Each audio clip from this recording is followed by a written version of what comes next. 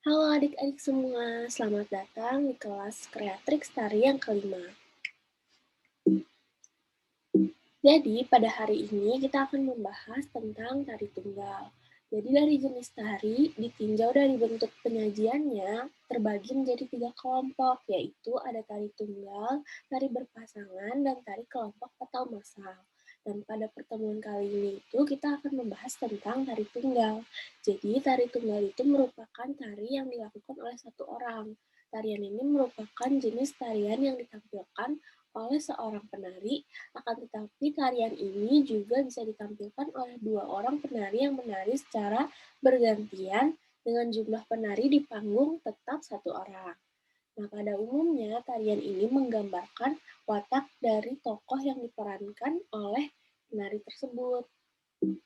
Untuk rangkuman kelas hari ini, kita akan membahas tentang pengertian, ciri-ciri, dan jenis-jenis dari tari tunggal. Halo adik-adik, kenalin nama kakak Kamila. Di sini kakak mau melanjutin materi dari yang dijelasin sama Kak Zahira. Kita lanjut ya. Nah, tarian tunggal atau mungkin lebih dikenali dengan tarian solo ini mewajibkan penari yang membawakannya untuk memiliki keluasan dalam bergerak. Karena sang penari harus bisa mengisi panggung hanya dengan dirinya sendiri dan tidak bergantung atau dibantu oleh rekan yang lain. Nah, jadi kayak kalau tarian tunggal ini tuh, si penari itu diwajibkan kayak, bisa menguasai panggungnya sendiri, kayak gitu, sederhananya. Oke, kita lanjut ya. Nah, terus hal yang menjadi dasar penting dari tari tunggal antara lain adalah penguasaan panggung dan ekspresi penari.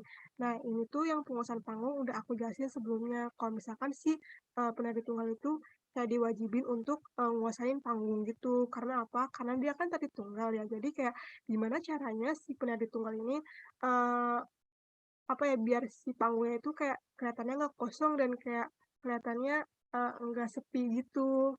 Nah, kurang lebih kayak gitu.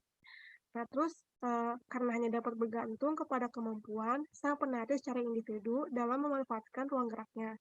Penguasaan panggung dan kemampuan memaknai cerita dan gerakan merupakan hal yang penting bagi seorang penari tunggal. Nah, mungkin kalau misalkan pengertian dari sini sama sini, itu tuh kurang lebihnya sama yang aku jelasin tadi, kayak kenapa sih penari tunggal tuh harus, apa ya, kayak dasar pentingnya tuh kayak dari penguasaan panggung sama ekspresi penari. Karena itu tadi, karena kan tari tunggal kan tari solo gitu ya, tarinya cuma sendiri aja, bukan tari kelompok.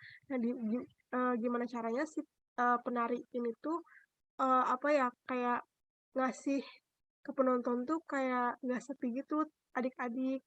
Nah, terus ekspresi penari juga kayak itu penting karena kayak biar ngejelasin gitu kayak, oh apakah ini ekspresi marah dalam cerita tariannya atau ekspresi sedih dalam cerita tariannya. Kurang lebih kayak gitu ya adik-adik. Nah, mungkin untuk selanjutnya materinya bakal dijelasin sama, Kak Yesika. Boleh Kak Yesika? Nah, selanjutnya Kak Yesika akan menjelaskan mengenai tari tunggal berdasarkan sifat. Jadi, berdasarkan sifatnya itu, tari tunggal dapat dibedakan menjadi dua, yaitu lirik dan epik. Nah, tari tunggal lirik ini tuh lebih berpusat terhadap subjek dan juga keadaan atau kondisi diri dari subjek tersebut. Kondisi diri itu bisa berupa rasa bahagia, rasa senang, sedih, haru, ataupun juga rasa marah. Nah, yang kedua itu tarian tunggal epik. Nah, tarian tunggal epik itu lebih berfokus dan berpusat kepada nilai yang ada di luar subjek yang diperankan oleh sang penarinya. Nah, di Indonesia, terutama seni tari tradisionalnya itu, ternyata banyak tarian tradisional Indonesia yang dapat digolongkan sebagai tarian tunggal. Nah, yang pertama itu adalah tari Panji Semirang yang berasal dari Bali. Yang kedua itu adalah tari Gatot Kaca Gandrung yang berasal dari Jawa Tengah. Yang ketiga adalah tari Gambyong. Yang keempat adalah tari Gambir dan Anom. Yang keduanya ini merupakan sama-sama berasal dari Jawa Tengah, sama seperti tari Gatot Kaca Gandrung.